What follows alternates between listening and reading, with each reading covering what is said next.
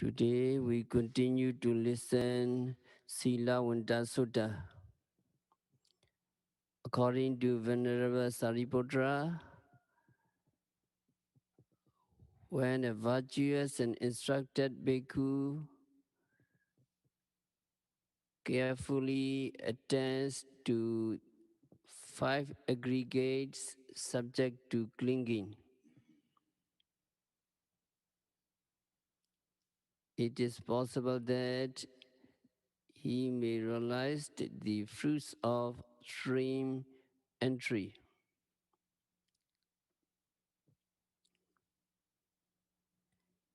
This means that when a bhikkhu sees the 5 aggregates as impermanent, suffering and non-self and so on, it is possible that he will become a Sotapanna.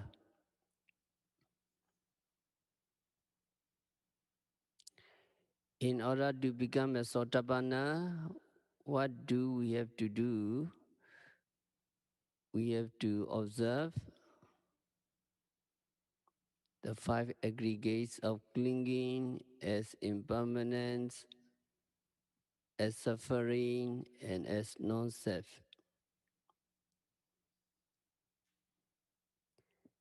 It is important that when we are practicing vipassana meditation, we see these 3 characteristics of the 5 aggregates of clinging that comprise mind and matter and all conditioned phenomena.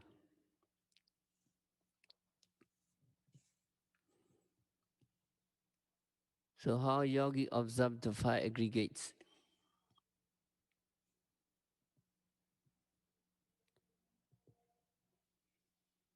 Yogi know 4 foundations of mindfulness, 4 kinds of setting up of mindfulness.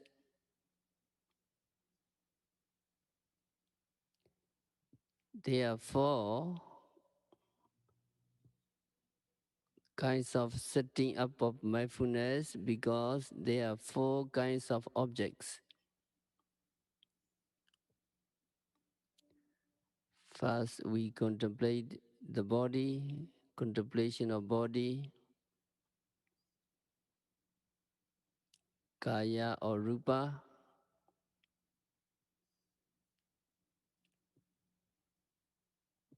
So sometimes body does not mean the whole physical body, but a group of some material properties.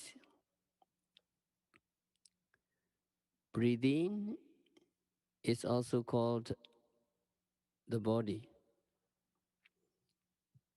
Different parts of the body are also called the body.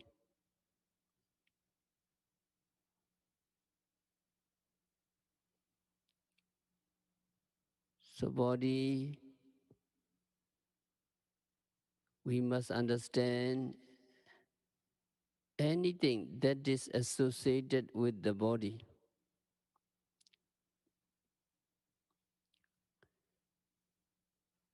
So according to the practice, we need to observe every bodily behavior, sitting, every sitting, every standing, every walking, bending, stretching, rising and falling of the abdomen. And also when we observe seeing, we note seeing, and you may capture the eye sensitivity and visible objects.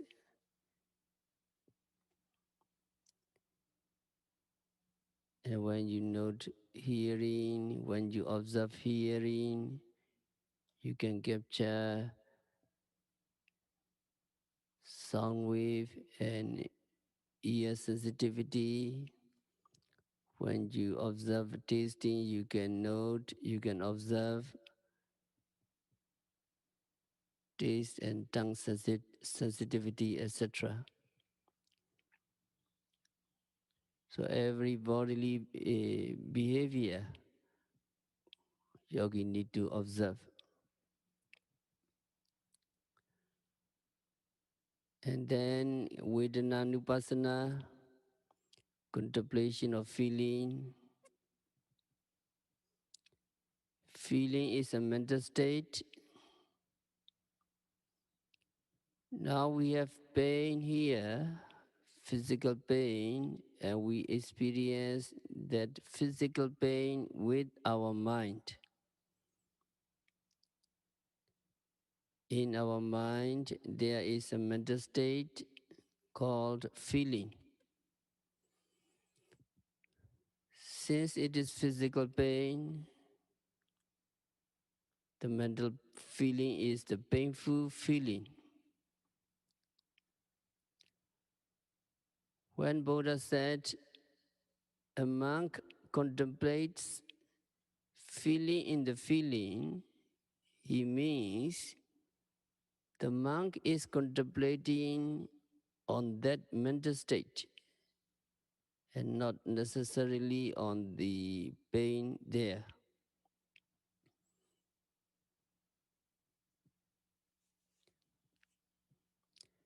In practice, when we have pain, we have to concentrate on the pain and be mindful of it, because that is practical. But actually, when we are making notes as pain, pain, we are really making notes of the mental state that feels the pain in our body.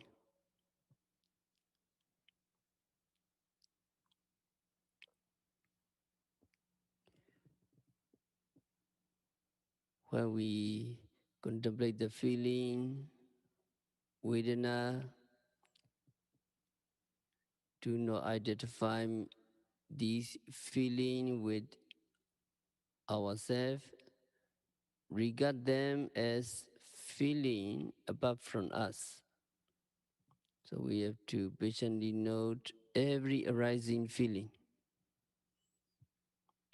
So feeling come one after another, sometimes pleasant feeling, sometimes unpleasant feeling, and sometimes neutral feeling.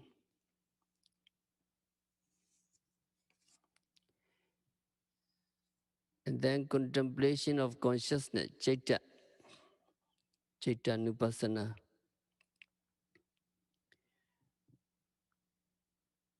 So citta, it is usually translated as mind.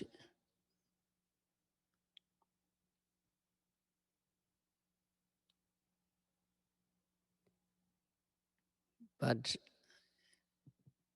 consciousness is a better translation. So the Pali was citta means consciousness. In Abhidhamma, mind is composed of four things: Vedana, feeling; Sanya, perception; Sankhara, mental formation;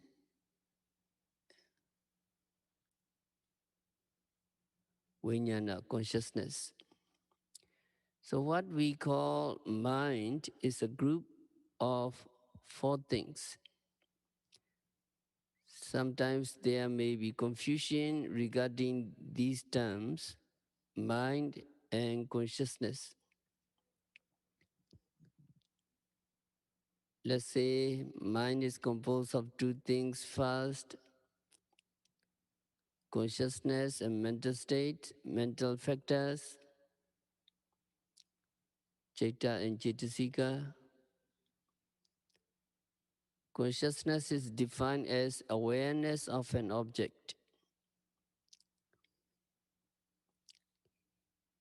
Here, awareness is not like awareness in the practice of meditation. It is just mere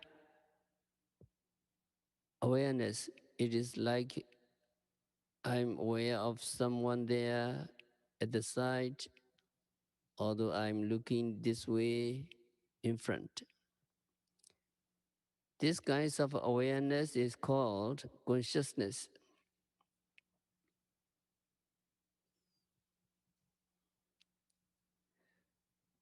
So we need to understand that although we use the word consciousness for the word citta, it is not an exact translation of the word.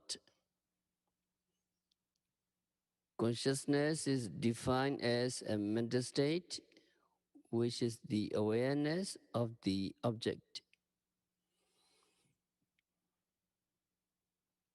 Only when there is awareness of the object, there can be contact with the object, there can be feeling of the object, liking of the object, dislikings of the objects, and so on.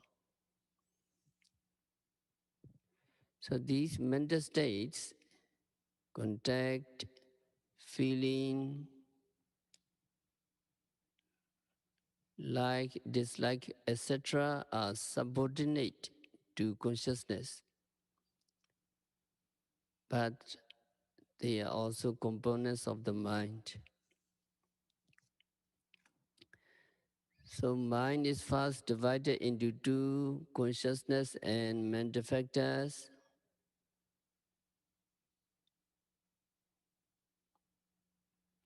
Contact, feeling, perception, attention, like, dislike, and so on are called mental factors.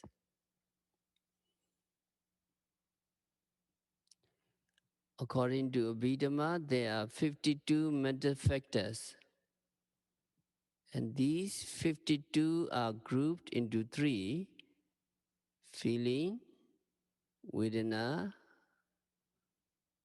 perception, sinya, and mental formation, sankhara.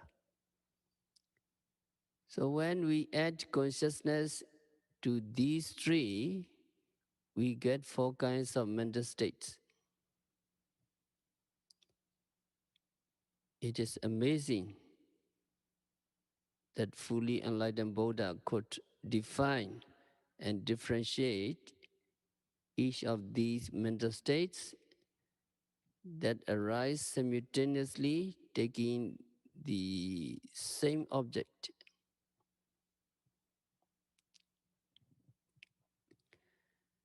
So when we practice meditation, we say sad, sad.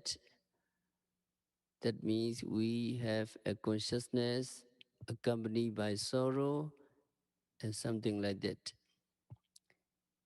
It is contemplation on consciousness.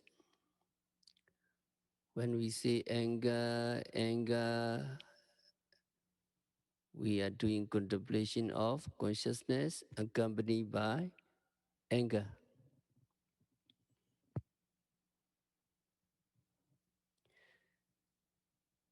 So every mental state, every consciousness have to be noted and observed.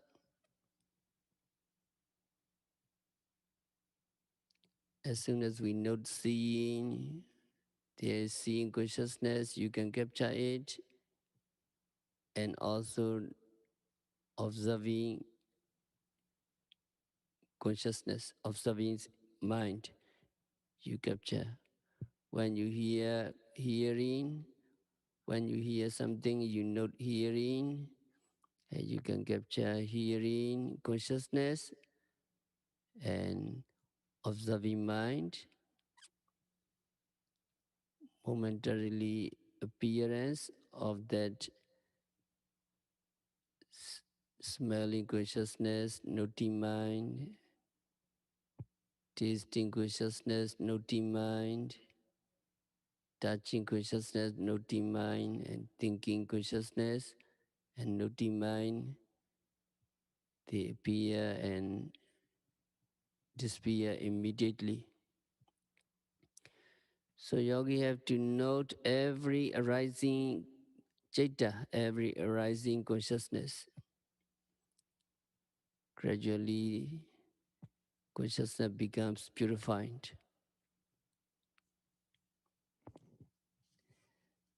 And the last one is Dhammanupassana. That Dhamma is difficult to translate. Dhamma means different things in different contexts.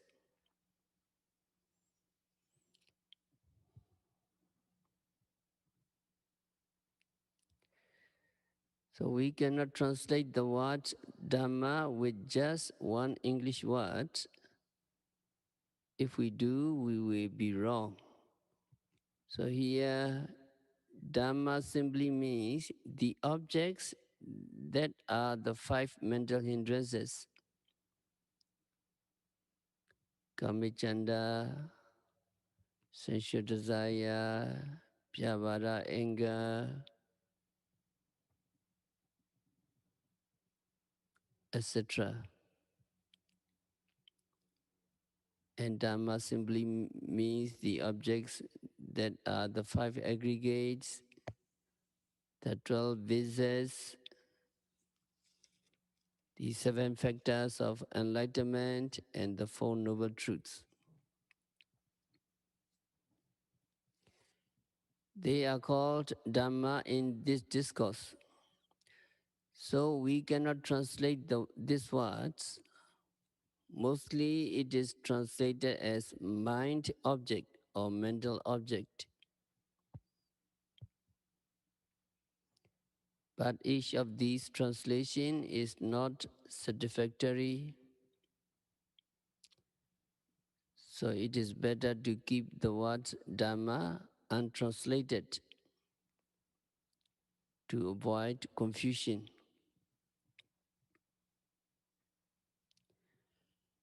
Dwelling on Dhamma objects, if you concentrate on anger, then you are doing contemplation on the Dhamma. Here, Dhamma does not mean the teaching or discourse or other things. If you see something and you are mindful of seeing, and then you are doing Dhamma objects contemplation. If you're mindful of hearing, smelling, tasting, touching, then you are doing Dhamma objects contemplation. So the Dhamma objects contemplation is very wide and includes mental hindrances, aggregates, bases, factors of enlightenment, and the Four Noble Truths.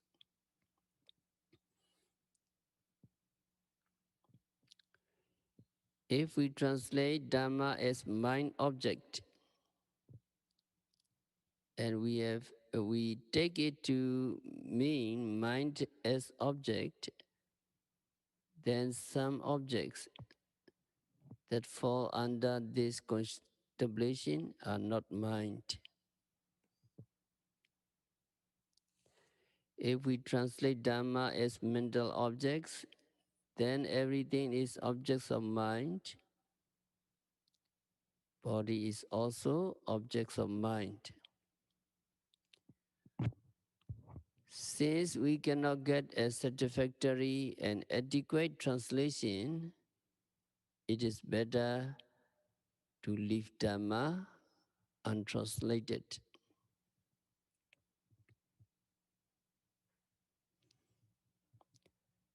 So yogi practice these four foundations of mindfulness at random. And so when yogi are really practicing, do not try to find out which one you are doing.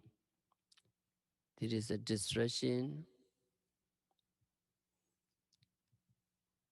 As the practitioner of Vipassana, yogi have to take what is there at the present moment. Do not try to find out whether it is the body or the feeling or the consciousness or the Dhamma. Whatever there is, yogi's duty is to be mindful of that object immediately. So you notice, you observe and you try to mindful of that arising object, and then you capture the reality, and you do not have the lobha and dosa, greed and anger regarding that object. So in order not to have lobha and dosa, greed and anger, yogi have to be mindful. Yogi have no time to find out whether it is consciousness or Dhamma or other things. When you practice Vipassana meditation, you are observing the five aggregates, you are practicing all these four foundations of mindfulness as they come along. So long as yogi are mindful of the objects at the present moment, you are doing fine, your meditation is good. What is not good is when you are carried away by your thoughts and you forget about meditation for some seconds or maybe some minutes. It is not good.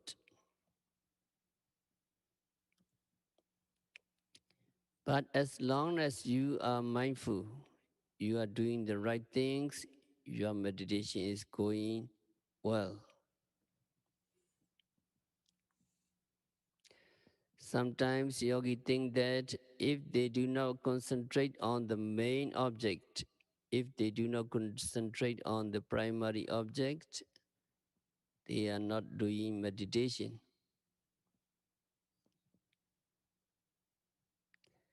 Sometimes they think,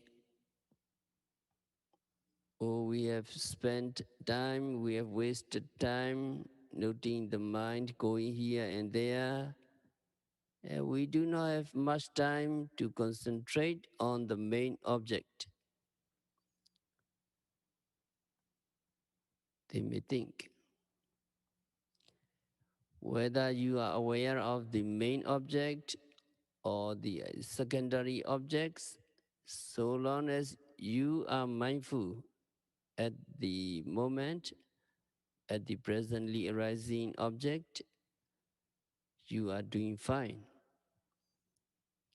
So you are meditating and practicing Vipassana. What is important in Vipassana meditation is first to be mindful of the object at the present moment. Sometimes you may miss to be mindful, and then by becoming aware that you have missed, that missing also becomes the objects of meditation.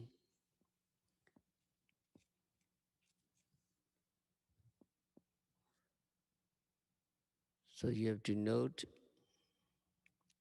you have to say to yourself, missing, missing, or forgetting, forgetting.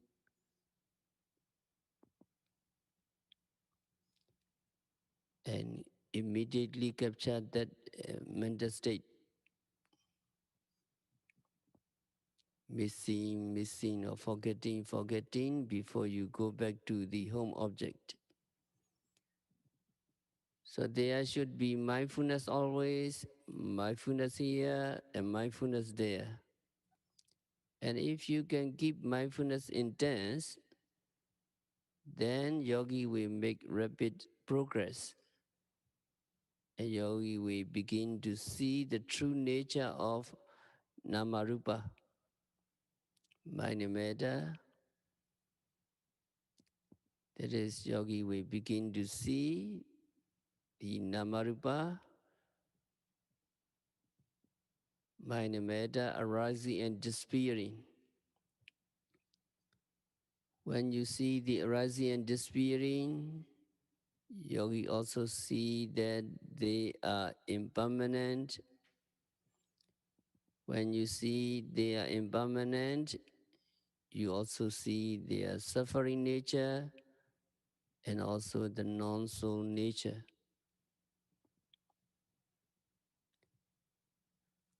And you also see you have no control over these phenomena. And you see that they arise and disappear as their own free will.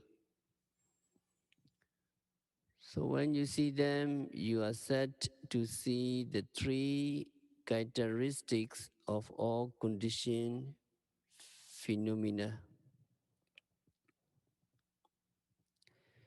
Seeing of these three characteristics of all conditioned phenomena is the essence of vipassana.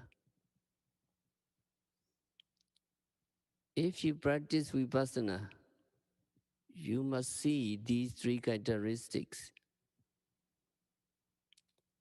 because vipassana means see in different ways. See in different ways means seeing in the light of impermanence, seeing the light of suffering, and seeing in the light of non-soul. What is important in vipassana is to see these three characteristics, and in order to see these three characteristics, we need to observe, we need to watch, and we need to pay attention to the presently arising object continuously.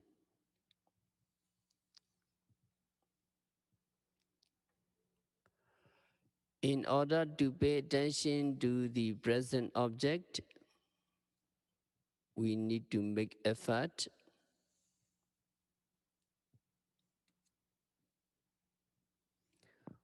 Without effort, nothing worthwhile can be achieved. This is why Buddha said, Atapi, Sampajano, Satima, ardent, clearly comprehending and mindful. So when we can fulfill these conditions, being ardent, clearly comprehending and mindful, and have concentration, we will be able to overcome kilesa, lobha and dosa, greed and anger, etc., regarding the object we observe.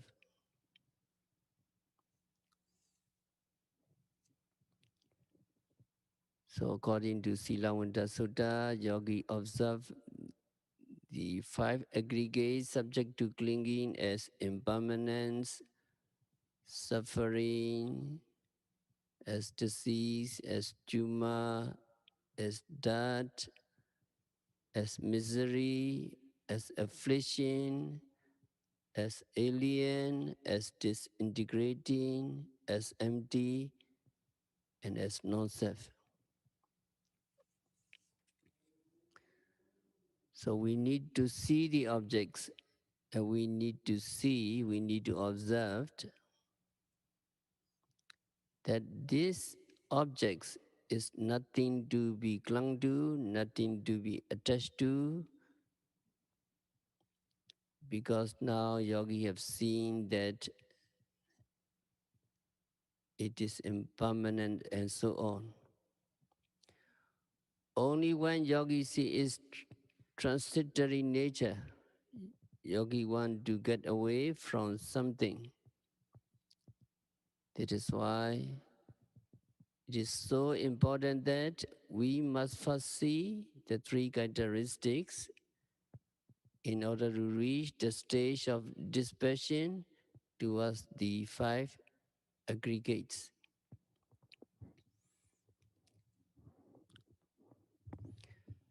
And Venerable Sariputra said, if a virtuous bhikkhu see the five aggregates of clinging as impermanence, suffering and non-self and so on, there is the possibility that he may reach the stage of stream entry and become a Sotapanna.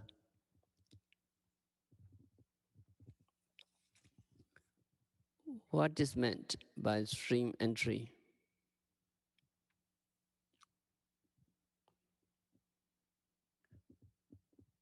Pali was Sotapatti. It is made up of two parts, Sota and Apatti. The word Sota does not really mean stream. It means the current in the river or the flow of water. And Apatti means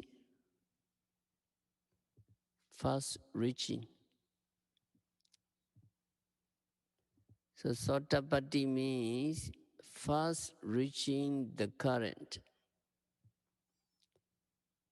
When anything gets into the current of a water, it is sure to reach the ocean. In the same way, when yogi gets into the current of the noble path, you are sure to reach nirvana. Once a yogi becomes a sotapanna, there is no turning back. You will progress nearer and nearer to nirvana, and within a maximum of 7 lives, you will reach it. Stream entry, Sotapatti, means getting into the current for the first time.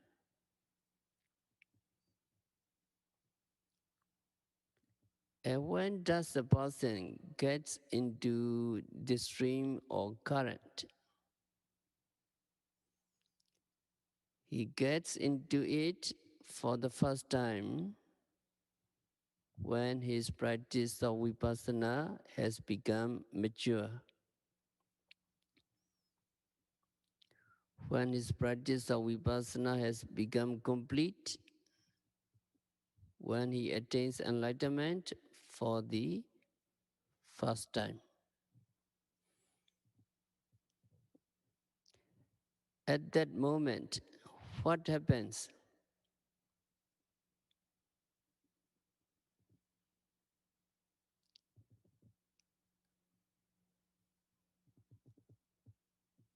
At the moment there arise is the arising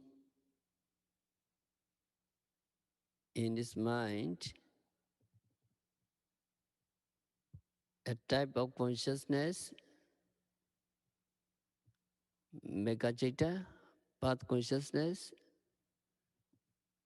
yogi never in your life has experienced before. And as this consciousness arises at the end of your vipassana practice,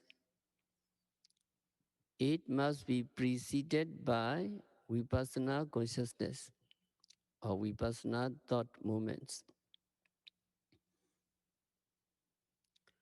When that consciousness, which is called path consciousness arises, it takes Nibbana as its object.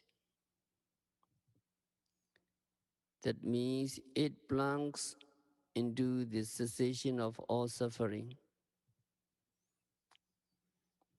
So in taking Nibbana as object, at the same time, it eradicates mental defilements.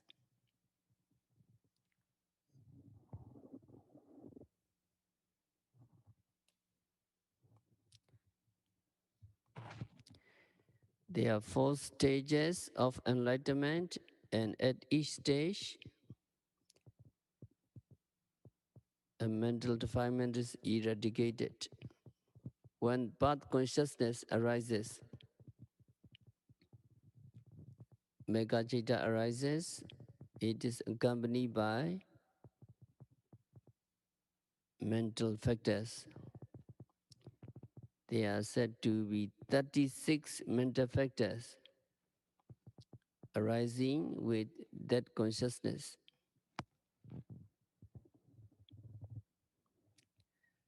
Among them, 8 are most important.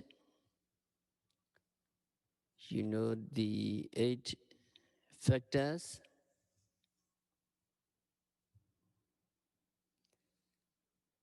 8 factors of path.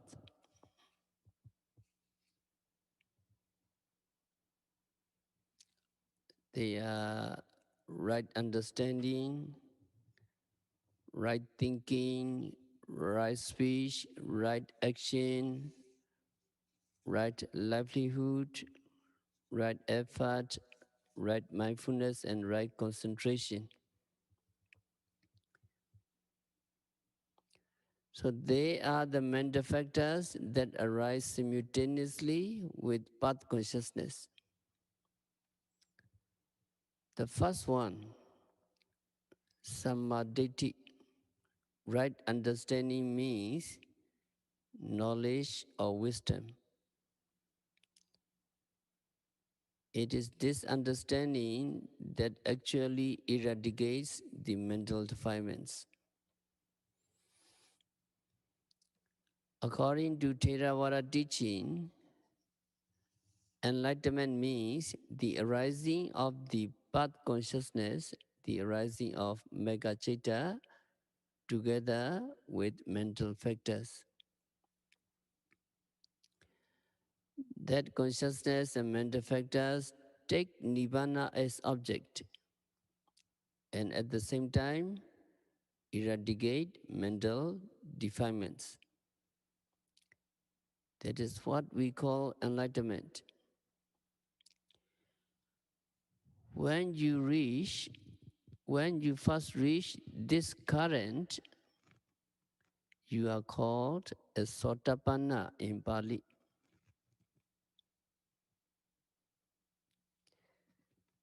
So it is translated as stream winner or stream enterer or stream entrant.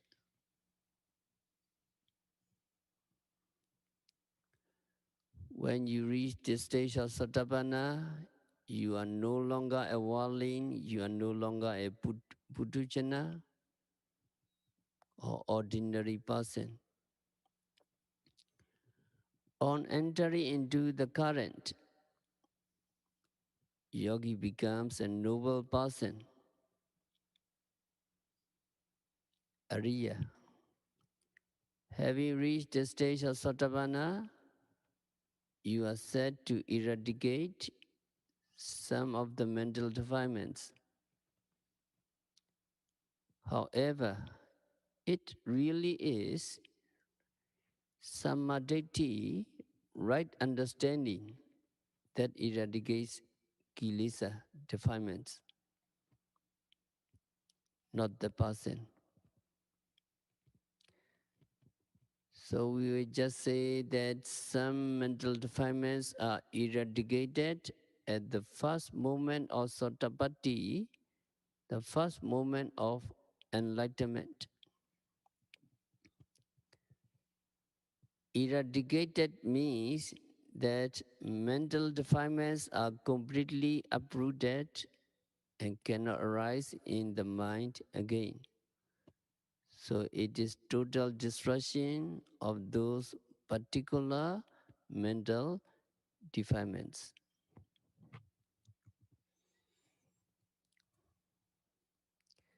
A Sotapanna also eradicates three kinds of sanyojana, three kinds of fetters,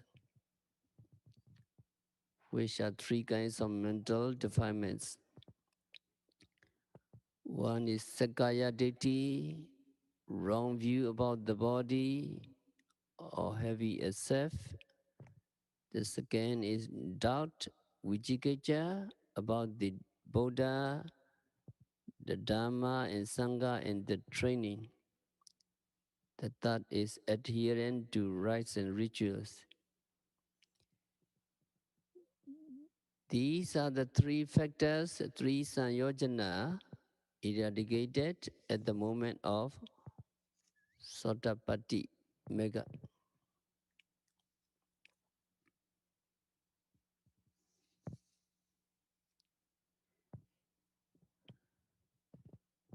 In the Yadana Sutta, it mentions Sahavisa Dasana Sambadaya Tyasu Dhammajita Bhavandi Sakaya Deti Vichikechi Tenja Sila Badanwabi Yadati Genji.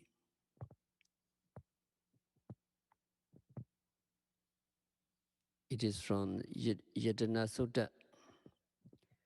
So it means with the attainment of first path, Sotapatti Mega, three states. Number one, Sakaya Ditti, self-illusion.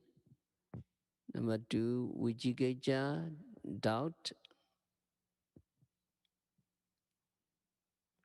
Number three, Sīlavanta Paramasa, that is belief in wrong habits and practices as a way to purification.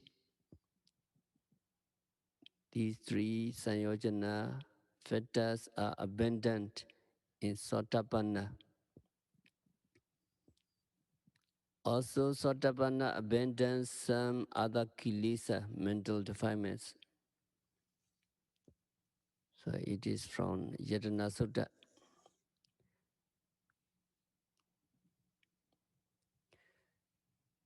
So even before reaching enlightenment for the first time, when you are practicing vipassana,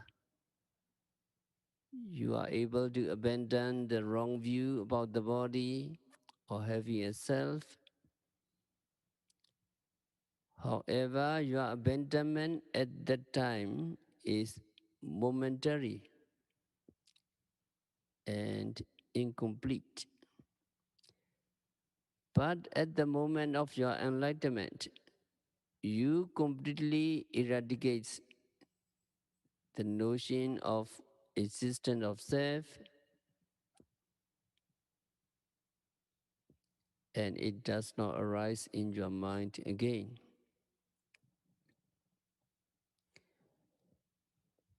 When you become a Sotapanna, you have unshakable faith in the Buddha, unshakable faith in the Dhamma, unshakable faith in the Sangha. Since you have realized the Dhamma yourself and have reached this stage through the teaching of the Buddha, you know that the Buddha is a genuine teacher,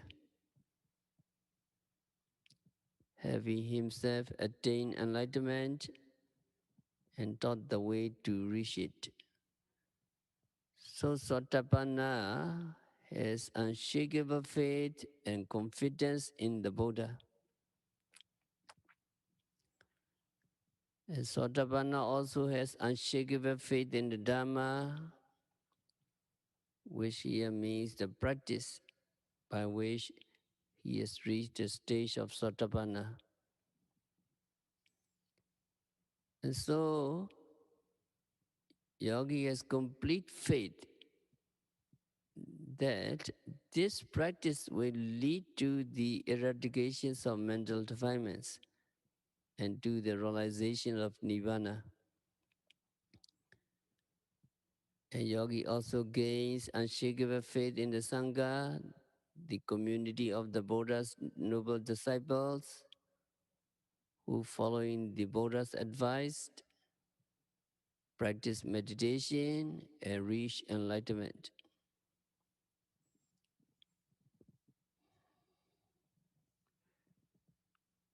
Sotapanna can now identify himself with these noble disciples of the Buddha. Having gained unshakable faith in the Buddha, the Dhamma, and the Sangha, you also strengthen your faith in the practice. Before becoming a Sotapanna, yogi may have had doubts about whether yogi was really doing the right thing or whether the practice would really lead to the realizations of nirvana. But now that yogi has reached Sotapatti himself and has achieved the result himself, yogi have no more doubts. Yogi has eradicated any previous doubts about the Buddha, the Dhamma, and the Sangha and the practice.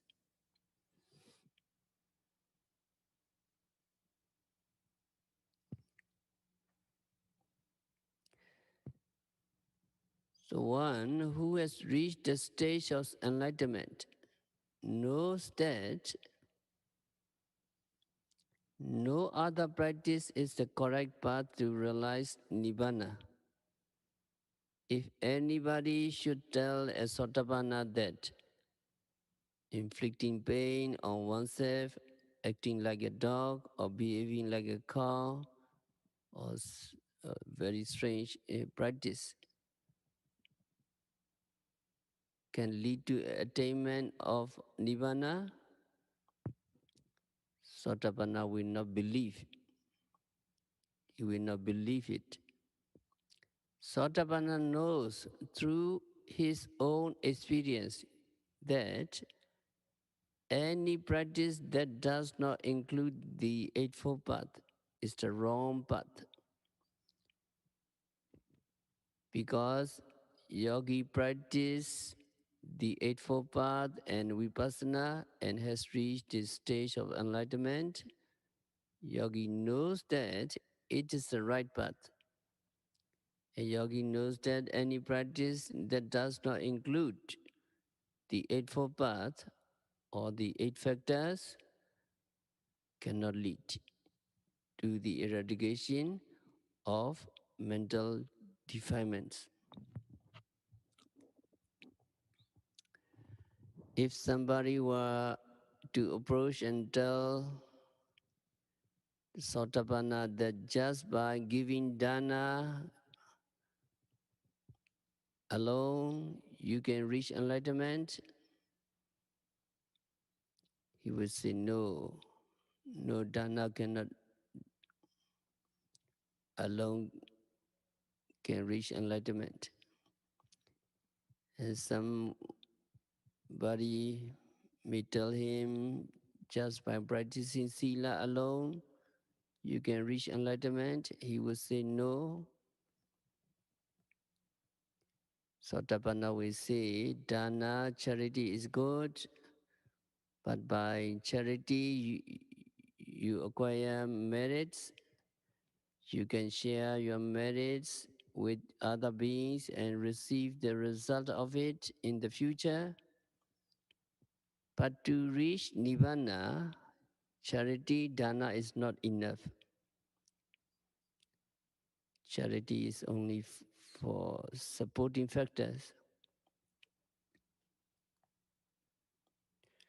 So because of your charity, dana in the previous life, now you become a human being and you have very good understanding to practice vipassana meditation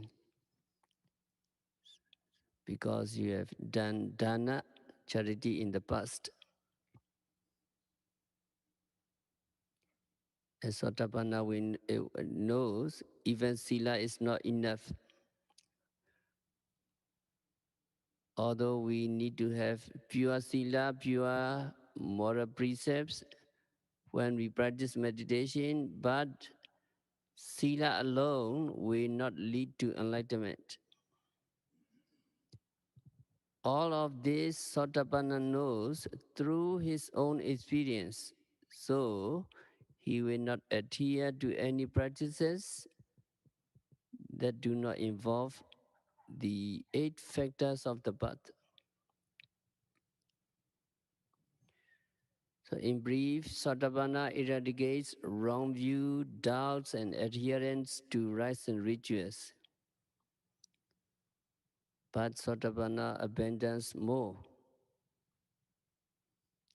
There are other mental defilements such as greed, hatred, delusion, and so on. For our purpose here, we must understand that mental defilements are of 2 kinds. The first kind is serious enough to drag us down to the 4 states of misery. That is apaya gamaniya kilesa, defilements, serious enough to drag us down to the 4 states of misery. And second and lesser kind does not lead to those states. Although greed, hatred, and delusion belong to the first category of mental defilements, a Sotapanna is able to eradicate them. He still has greed, hatred, and delusion, but they are not strong enough or bad enough to cause Sotapanna to fall to the 4 states of misery. So it is not only 3 factors, 3 sanyojana that he eradicates, but also the power of mental defilements that could otherwise drag him down to the 4 states of misery. So whatever mental defilements remain in the Sotapanna are too weak to send him to the states of misery.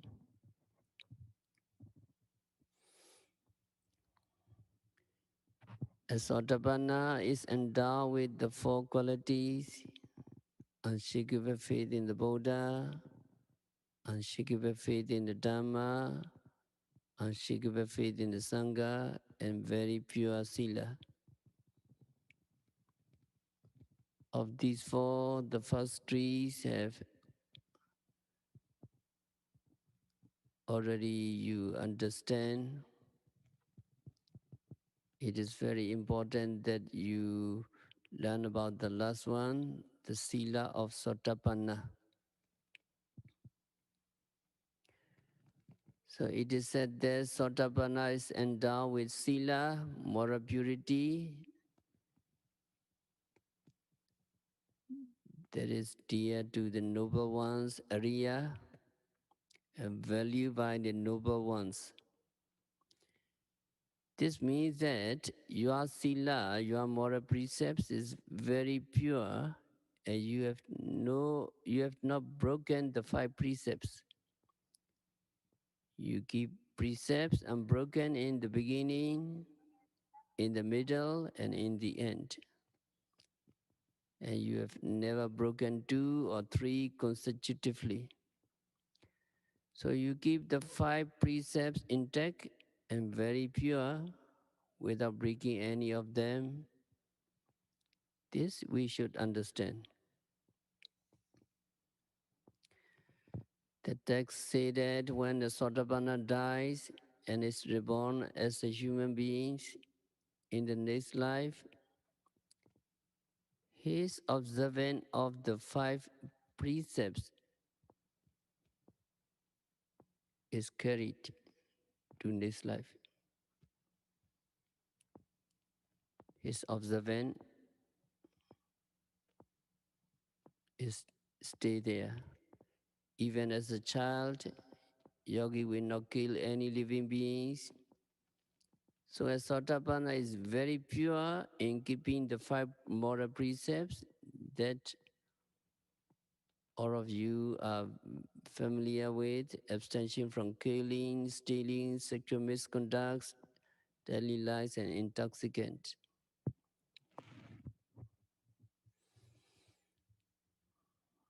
Nowadays, there are people who claim to be Sotapannas, and it's very difficult to know whether they really Sotapanna or not,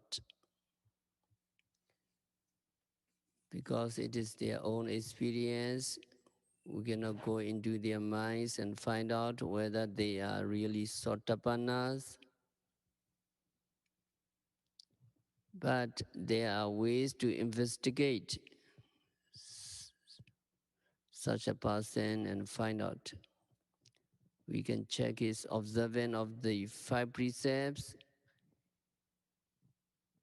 If he keeps them really intact and does not break any of them, he or she may be a Sotapanna.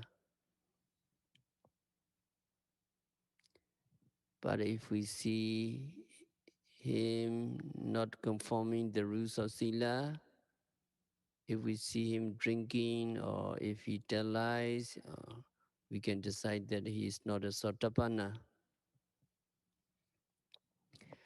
According to the commentaries, a Sotapanna does not break any of the 5 precepts. So Sotapanna does not drink.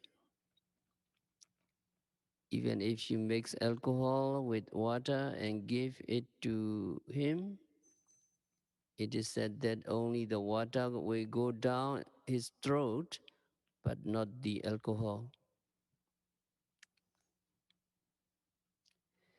So there are some people who claim to be Sotapannas, but they may still drink and do other unwholesome things. So we may consider, we must consider. And some people will say, I'm a Sotapanna and I can do these things. I'm above getting an offense for doing this. So he say he can kill or he can steal and so on.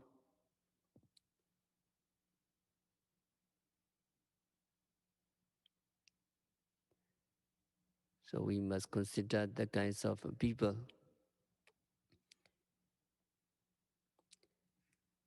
If we believe such kinds of people, we very deluded. So being a Sotapanna does not mean he or she is protected from going to hell and can do anything he likes. If he were capable of doing something that would take him to the 4 woeful states,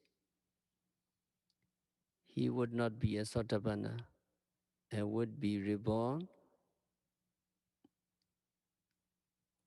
4 woeful states, not good realm. So being a Sotapanna does not mean that he can do anything he likes and be protected from going to hell. For a Sotapanna, the doors of the 4 woeful states are closed. That means he will not be reborn in the 4 states of misery. He will not be reborn in hell. He will not be reborn in the animal kingdom. And he will not be reborn in the hungry ghost or a Sura ghost. He is not reborn in the four woeful states simply because his purity of Sila protect him. So Sila guarantee.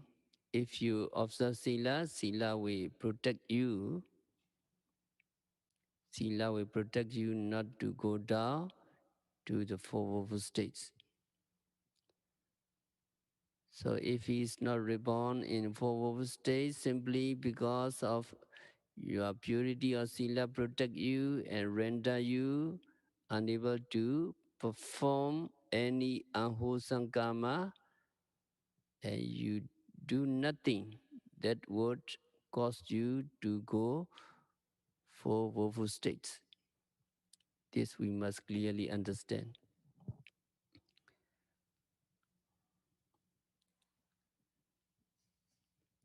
We will continue some blessing of the Sotapanna.